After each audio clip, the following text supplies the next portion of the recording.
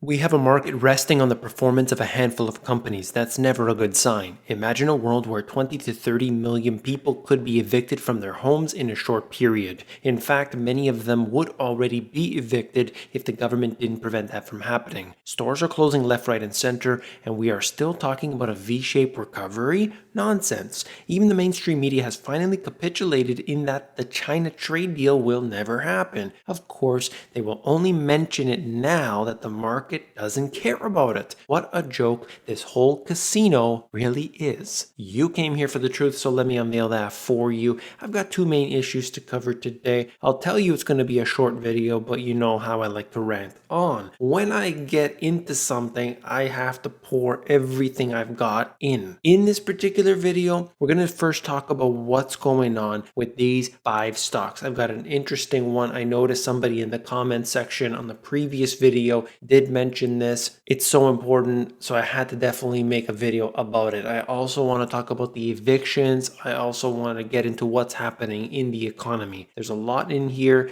My friends in Australia got some information for you too. Let's begin. Wolf Street has this interesting information on their website, and I wanted to bring it to you. We got some charts. We got this article, Wild Ride to Nowhere. Apple, Microsoft, Amazon, Google, Facebook soar to new high. Rest of the market is a dud and has been for years. The market has come to totally depend on the Giant 5, a scary out of whack weight on the way down. Of course, there are other stocks out there that have performed extremely well, but when you see it as a whole, things are really strange. The Giant 5, Apple, Microsoft, Amazon, Alphabet, and Facebook had another good day on Friday with their combined market cap rising by 0.6% to another high $6.64 trillion. Now that is so extreme. If you think about this as a market cap for a country, just these 5 companies alone are bigger than most countries in the world. Well, they're continuing a spike that started on March 16th and now measures 62.2%. In dollar terms, 5 stocks gained $2.5 trillion in less than 4 months. Of course, that's coming from the bottom, but still it tells you how much money has been pouring in to just these 5 stocks. Since January 1st, 2017, my Giant 5 index has soared by 184% or by $4.3 trillion with 2 sell-offs or crashes or whatever in between. So here is some more data about that. You can see the market cap, the number of shares outstanding times the current share price of the Giant 5 has reached a breathtaking magnitude. There's the list here. If you're interested, take a look. How big are they compared to the entire stock market? Here he uses the Wilshire 5000, which of course is very important because that is the entire US stock market, not just the S&P, not just the NASDAQ. We need to look at the entire stock market. The Wilshire 5000 total market index tracks all 3,400 listings. As the shares of the Giant 5 have surged, the weight of the Giant 5 in the overall stock market has spiked from 17.5% on June 8th. That date will crop up again in a moment to 20.4% today. Imagine 5 stocks encompassing such a large percentage of the overall market in the US and has more than doubled since January 2017 when the Giant 5 accounted for already amazing 10% of the Wilshire. This is unbelievable. Let me show you the charts. So this one first, the Giant 5 as a percentage of the Wilshire 5000 market cap, and you could see what has been happening here clearly since January 2017 up until the present. It has encompassed more of the total market. But look at it, basically since the end of 2019 up until now, it has gone parabolic. The central banks are investing in the US tech stocks. Retail investors are investing in US tech stocks. All of the funds are doing the same thing. If you remember, I even did a video about the so-called green funds that are supposed to be investing in companies that are good for the environment and all of this. There's an appropriate term that I show you in that video. I remember it wasn't that long ago. Those funds are made up of these stocks, and it's just a joke. But regardless, all of the money is flowing into these, and you can see very well what has been happening. All right, here we go. We got the Wilshire 5000 minus the Giant 5 market cap. And what does it show you here? This here represents January 2018, where we saw this massive wave. Here we have the Wilshire 5000 minus the Giant 5 market cap, and you can see what had happened back in January 2018. There was a huge run up in the markets, and everybody was so euphoric. And then we had what was going on with the VIX. I covered that at the time. You know about it if you were paying attention. Market was slammed down after that. Today, right now, if you exclude those 5 big stocks, the market is in the same place. Isn't that crazy to think about? That doesn't mean that all of the other stocks haven't performed well. It means a large bulk of these stocks have been hit so hard coming into 2020 after all that euphoria, and things have really changed. Now, with enough money printing, they can get this to go up. But what does it say about the strength of the markets? They keep talking about new highs, new highs, new highs. You exclude 5 stocks, things look really different. That's what I'm trying to point out. Just look at what Goldman Sachs had to say about earnings. They expect minus 60% for the second quarter of 2020. The consensus was minus 44%. They're predicting even worse. We'll see. Do earnings even matter anymore? It's kind of a joke at this point, but regardless, this is the kind of thing we're dealing with today. I want to change gears here and look at what's happening with the economy, and quite frankly, it's not too good. Looming evictions may soon make 28 million homeless in the US. So this is connected in with something else I'll show you in a moment, but I wanted to point out the fact that in the second point, it shows you by comparison 10 million people lost their homes in the Great Recession. Today, there hasn't been such a massive fallout in this regard, but we know that, well, anybody paying attention knows that this has only just begun. What we have seen isn't, well, the government's going to step in, the Federal Reserve is going to step in, they're going to fill in the hole, everything's going to be totally fine after that. It's not working like that at all. Even if they were to reopen today, everything 100%, you would not have the recovery that they keep telling you even today will happen. It's a joke, it's a fraud, and it is intentionally used to subdue the public. There's a lot in this article here. I'm just going to pick out a few points. A lot of the tenants are living in fear day to day, not knowing if they're going to receive a stimulus check, not knowing if they're going to receive an unemployment check. They don't know that date is coming when legally they know their landlord will be able to get a court order to officially evict them. They know they're not going to be able to pay that money. They talk about the backlog of eviction cases that they have, huge spike in people calling for help. They're referring to it as a tsunami of evictions, and that just tells you how many people are going to be in big trouble. This one here, they say that more than 20 million people, or 1 in 5 of the 110 million Americans who live in households that rent, are potentially victims of this. We'll see what happens. I do believe that all of these programs will be extended. I don't expect there to be the sudden drop off where they just say, okay, everybody is free to go now, whatever happens, happens. Other countries have extended a lot of their benefits. We've seen this happen, of course, before in the past. They set a certain date. Of course, they extend it. They don't want to make it seem like they're going to just give everybody free money forever, so they just do it in stages. And this happens to be, a massive change from what we were dealing with before. But certainly we have seen different government programs over the years and how they've dealt with them, and this seems to be a pattern.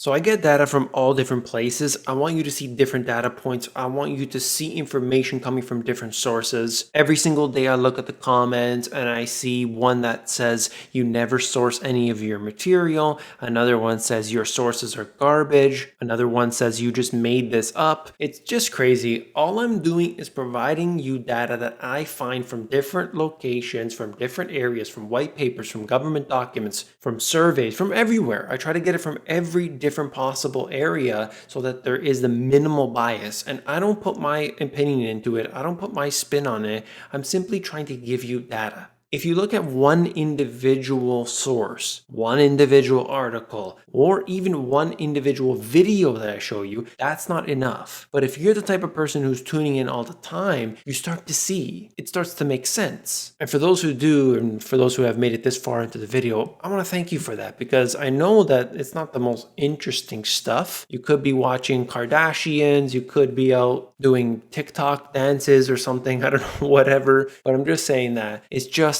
important to be learning about what's actually going on, important things. This one happens to be from apartmentlist.com. So as always, when we take information that's coming from this sample data, it's only going to be as good as the data that they have. But the numbers are truly shocking. 32% of Americans did not make a full on-time housing payment in July, up slightly from 30% in June. Missed payments continue to concentrate among renters, young and low-income households, and residents of dense urban areas. I have a couple of charts to show you really quickly, but essentially, you've seen this all before. Nobody should be surprised by it. However, the numbers are quite high. I know that a lot of people will say, well, this is because they're not necessarily forced to pay. But let me tell you something. If you have a landlord and that person sees an individual who didn't pay their rent for 6 months, maybe it's a year, do you necessarily want that person to rent your place when they're coming in, let's say next year? Is that the type of tenant you want, or somebody that was paying into the rent? You got to think from the landlord's point of view as well. That makes you less eligible for future places. Look, if you don't have the money to pay, that's one thing. But if you're trying to just delay on your payments, that might not be a good thing. It might not be a wise thing next time you have to move. That's all I'm saying. Really quickly, I'll show you these two. Despite reopenings, missed housing payments remain high. Question: during the first week of the month, did you make your rent/mortgage payment? Gives you the information from April through July. You can see what's been happening.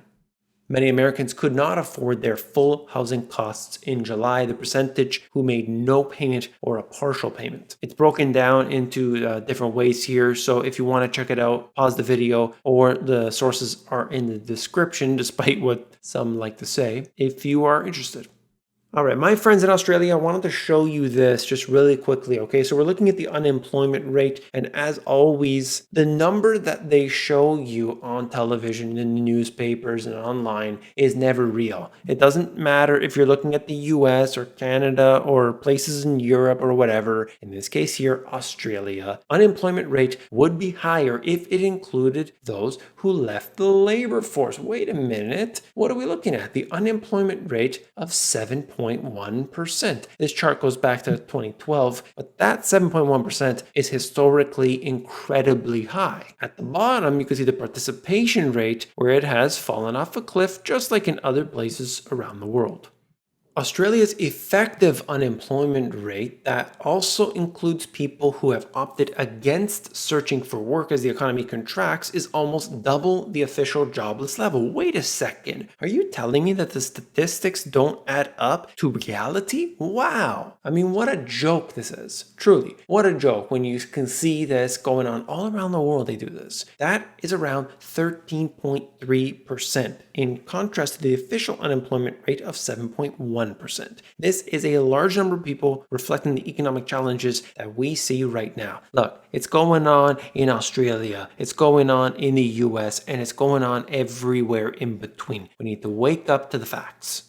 Last one I want to finish with, this right here just shows you the result of high taxation of people who are heavily burdened by debt, who need to go to the extremes in certain cases just to be able to provide for their families. It takes 3 weeks to escape Illinois. Why 3 weeks? That's how long it takes to reserve a one-way U-Haul outbound. Everyone is leaving, no one is coming. A U-Haul agent told us a few weeks ago. If you live in Illinois, or if you live in one of these places like New York that is seeing a decline in population, please post in the comment section and let let other individuals, maybe they're from a different place altogether around the world, let them know what you are seeing. Are there increases in taxation? Are the expenses going up? Are food prices rising? Electricity prices rising? Have you known other people that have left? Are you one of those people that has left? This is what I've seen in the statistics, but I'm always checking the comments because I'm trying to get feedback in the data that I provide and then look into the comments section for people who can solidify what I've talked about. I'm going to end the video there.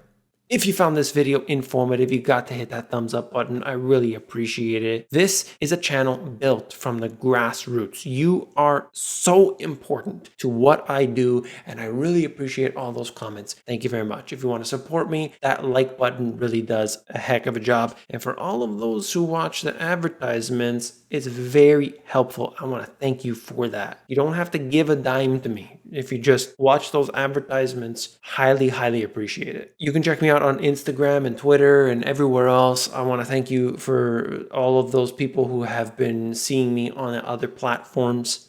If you want to know about how to sell stuff online and e-commerce and everything that's related to that, I have a free e-course that is extremely valuable, more now than ever before, the AmazonGPS.com.